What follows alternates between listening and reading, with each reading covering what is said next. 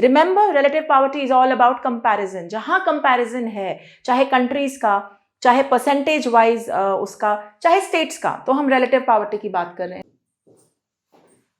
Okay, तो जो next chapter है, जो अगला हमारा major chunk of Indian eco है, वो है पॉवर्टी। इस चैप्टर को रिवाइज करते हुए I am going to give you top points, एकदम दिमाग में रखना है और अपना रिवीजन इन्हीं पॉइंट्स के हिसाब से करना है। तो एलपीजी के क्वेश्चंस रिवीजन हमने कर लिया, चलो अब पॉवर्टी शुरू करते हैं। So first of all you need to know what is poverty. Poverty क्या है? तो बुक में एक डेफिनेशन है जो कहती है poverty is the inability to get food, to take care of yourself when you are sick, to not be able to go to a school, to not be able to go to a hospital. That is being poor and that is what is poverty.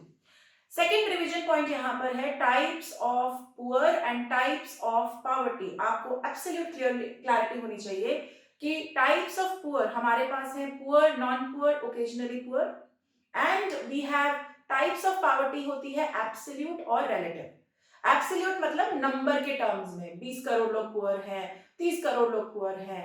Relative मतलब जब हम comparison कर रहे हैं, हम कह रहे हैं 10% of world's most poor people live in our country, या तमिलनाडु में ज्यादा पुअर है गोवा से, ये जो कंपैरिजन वाला डिटेल है ये रिलेटिव पॉवर्टी है। And absolute is in terms of number. Okay, now types of poor, poor जो हमेशा ही गरीब रहे हैं, ऑलवेज पुअर। ओके, दूसरा your occasionally poor. Occasionally poor में दो टाइप के पुअर आते हैं। जो पुअर है उसमें आता है क्रॉनिक पुअर, जो हमेशा ही गरीब रहे हैं और उनकी कोई उम्मीद भी नहीं है उन्हें बेटर करने की। ओकेजनली पुअर ऐसे जो कभी कभी ठीक रहते हैं और कभी कभी due to bout of bad luck गरीब हो जाते हैं। इसमें दो टाइप के पुअर है, चर्निंग एंड ट्रांजिएंट। आपको एग्जैक्टली पता होना चाहिए कि ये क्या टर्म्स हैं और इनमें कौन कौन से टाइप ऑफ वर्कर्स हैं। एनसीईआरटी खोलेंगे। See guys, I have to make this point over here. I know a lot of you are studying from TR Jain and I have really nothing against you. कोई दिक्कत नहीं है, पढ़िए।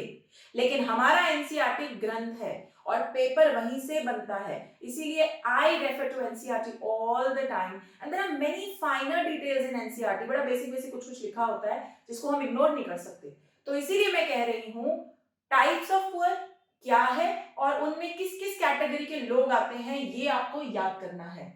उसके बाद poverty line क्या है, पावर्टी लाइन कब बनी, किसने बनाई, दादा भाई नरोजी ने बनाई पहली बार, किस चीज को देखकर बनी, जेल कॉस्ट ऑफ मेन्यू को देखकर बनाई गई।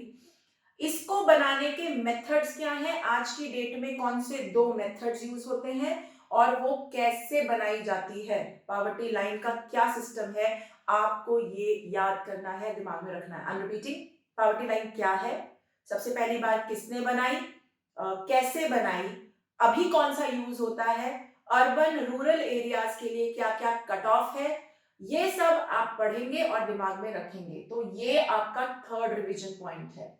Fourth point, poverty alleviation programmes. Alleviation मतलब रिडक्शन, पावर्टी हटाओ प्रोग्राम्स कितने हैं, हर प्रोग्राम के पीछे की डिटेल, खासकर दो चीजें, कब शुरू हुआ और इसका मेन एम क्या था, ये आपको एब्सोल्युटली क्लियर होना चाहिए। There is a dedicated video around it that I have made, जहां पे मैंने कुछ 13-14 पावर्टी एलिवेशन प्रोग्राम्स के बारे में मेंशन किया है। Please don't forget to watch that video और आप उसको याद कर लीजिए, अब स्टार्ट हुआ था और ये एम। ऑलराइट, सो पावर्टी के क्विक एमसीक्यूज फटाफट डिस्कस करते हैं। पहला एमसीक्यू आपके लिए, हेडकाउंट रेशियो क्या होता है, और headcount ratio, number of estimated poor below poverty line, number of poor in the country, people above poverty line, या all of these। 2-2 minute 2-2 second लीजिए, मेरे साथ सॉल्व करते जाइए। आंसर्स तो anyways I will give to you. Who collects data for poverty in the country? National Sample Survey Organization, National Survey Sample Organization, Central Statistical Organization, या all of these? Which of these helps the urban unemployed to get financial help for self-employment? तो पहले का answer है ए, number of poor, estimated number of poor below the poverty line in the country's headcount ratio। Collect कौन करता है हमारा data poverty का, NSSO, National Sample Survey organisation.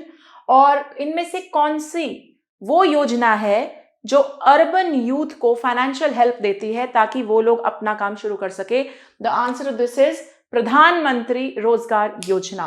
तो दिस इज स्वर्ण जयंती शहरी रोजगार योजना, स्वर्ण जयंती ग्राम रोजगार योजना, प्रधानमंत्री रोजगार योजना, रूरल एम्प्लॉयमेंट जनरेशन प्रोग्राम। तो प्रधानमंत्री रोजगार योजना के अंडर हम इसका आंसर हमें मिलेगा। ऑलराइट, बने रहिए मेरे साथ बिकॉज हम नेक्स्ट क्वेश्चन फॉलो करते हैं जहां पर हम लोग ये डिस्कस करेंगे कि you know we will be doing more MCQ. So आप what you can do is आप मेरे साथ साथ सॉल्व कर सकते हैं।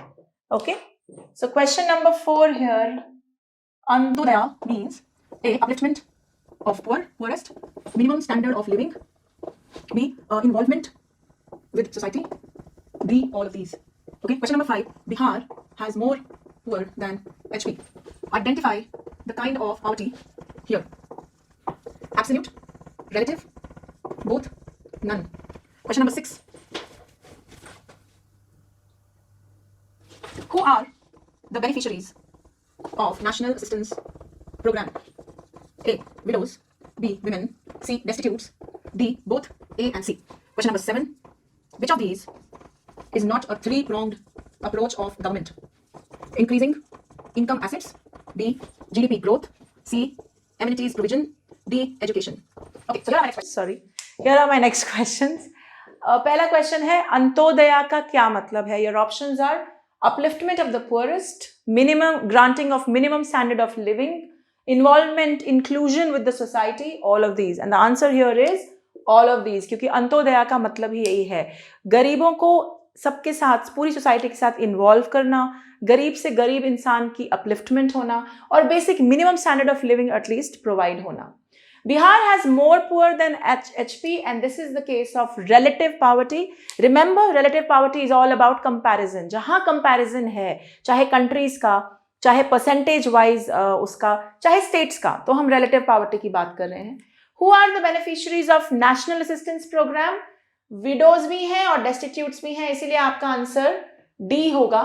सो रिमेंबर देयर आर 3 पीपल जो नेशनल असिस्टेंस प्रोग्राम में आते हैं, विडोज, डेस्टिट्यूट्स एंड एल्डरली। इनकी पेंशन, इनकी देख रेख के लिए ये प्रोग्राम चलाया गया है। Finally, which of these is not, again please remember, not पे ध्यान देंगे, not a 3-pronged approach of the government to alleviate poverty. तो इनकम एसेट इंक्रीज करना तो है, जीडीपी ग्रोथ भी करना है, एमिनिटीज प्रोवाइड करना ये भी है, क्या नहीं है? एजुकेशन। मतलब एजुकेशन ऐसे है अप्रोच गवर्नमेंट का, लेकिन 3-pronged अप्रोच में ये नहीं आएगा। Alright, I hope with this you guys are clear about LPG and poverty का revision और इनके top notch MCQs भी आपको clear हैं।